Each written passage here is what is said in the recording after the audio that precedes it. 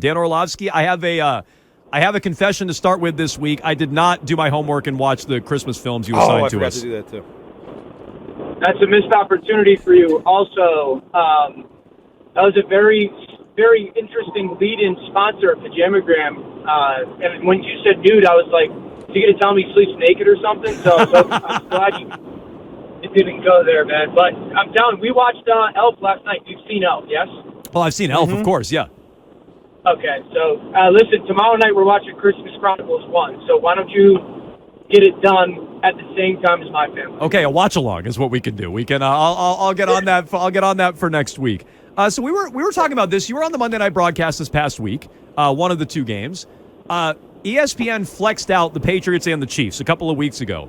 We're wondering, do you think ESPN now regrets that decision, moving on from what all of a sudden has turned into a kind of interesting game with Bill's future and where the Chiefs are at now after losing last week and Mahomes melting down, maybe a little bit of Bailey Zappi as well? Do you think that's a regrettable decision in retrospect? It's above my pay grade, but I do think the matchup is interesting now, of course. New England won last week, and obviously the narrative for Belichick and his future and question marks attached to Kansas City, but Philadelphia's lost 2 straight, and can they keep their division? If they win, Seattle's fighting for a playoff spot, so I still think that matters.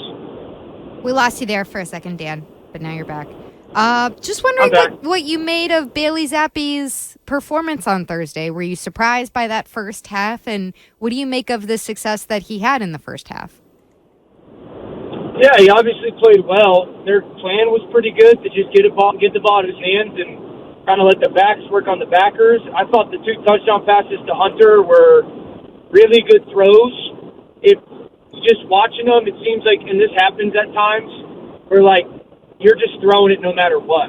You're not even seeing anything, because the second touch, the first one, you could see like he lofts it over the defender and maybe he's reading those underneath guys. The second one, that's one where you sit there and go, hey, like, you probably shouldn't have thrown that one. But he just threw it so well, and it was a perfect throw. It's one of those, like, you tip your hat to him and be like, nice rip, dude. Played good. Those 2 throws, obviously the touchdown ones are very impressive throws. They stalled out after that, but it was enough. So, Dan, there's been reporting here locally about Bill Belichick, and that a decision was made after the Colts game that they were going to move on from him in this offseason. That's right around the time after that Colts game. I think it was like maybe two days later, where you went on TV and said that Bill may or may not have his next destination all picked out already. So I'm wondering if maybe you and some of the local reporters here have been talking to the same people. Potentially. I don't know. I don't know their friends in that world or whatnot, but there's a part of me that is not surprised by the potential of that, and there's a part of me that will still sit there and be like, holy smokes, Bill Belichick isn't coaching the Patriots. So, I think this guy's like, if Coach Belichick wants to go chase the win record, I would want to if I got this close. It's hard to see it happening in New England the way that it's constructed. It's hard to see how many wins is he away, 30 or something like that. So it's hard to see him winning 30 games over the next 3 or 4 years in New England, given the talent on the roster. Do I think if he coaches somewhere not in the AFC, I would think that he doesn't want to have to see the Patriots unless he absolutely has to, and certainly not more likely in the AFC than the NFC. So, I'm not going to be surprised if he's coaching elsewhere. I just want to make sure I heard something right. And he's more like, I think it's 15 wins away if you count regular season and postseason wins on the Shula list. You said it's more likely the NFC or the AFC? I just want to make sure I heard you right. Me personally, I would think I would want to go to the NFC. Like I wouldn't want to have New England higher if I'm in the AFC than I am in the NFC. So I would choose the NFC. Okay. And if I was New England, I would want him in the AFC as well. In the NFC, yes. So I don't know if I've asked you this this season. And we're talking to Dan Orlovsky of ESPN. He joins us every week. here on Jones and Mego with Arcand. Separate Bill Belichick's body of work from what he is now at age 71. Is Bill Belichick still a top 5 coach, a top 10 coach? Like, what is Bill Belichick if another team is bringing him in? I think coach-wise, he's a coach that you can win a Super Bowl with still.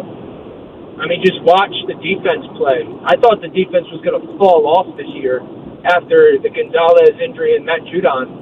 And they're still playing at a pretty darn high level. So the offensive stuff obviously hasn't gone well, and I don't know, how much of that is lack of talent and how much of that is poor plan. But I still sit here and say he's one of those handful of coaches that you, without a doubt, can win a Super Bowl with as your leader. We've talked a little bit, Dan, about what it would look like if Bill Belichick was gone, and the, I guess, heir apparent's name who has come up time and time again is Gerard Mayo. If Gerard Mayo either wasn't in a position to be the head coach here for whatever reason or didn't want to be, do you think that he would have a market as a head coach outside of New England where he is now? I think if you took Gerard Mayo and put him on his own merits, he would. Do I think that there's going to be organizations that are hesitant on hiring another person from the Patriots organization? I do. I think that's because of the track record of some of the other guys that have gone on and not had success, whether that's fair or not. It's probably unfair. You could always point to Mike Vrabel and see how well he has done and still is doing in Tennessee. So, but I think if you took Gerard and just his playing career and certainly some of the things you hear about him as a coach and put him on his own merits, there would be a big desire. But I think some teams are going to be hesitant. Dan, the Patriots are heavy underdogs this weekend at home against the Chiefs. Do you think they have a chance in this game?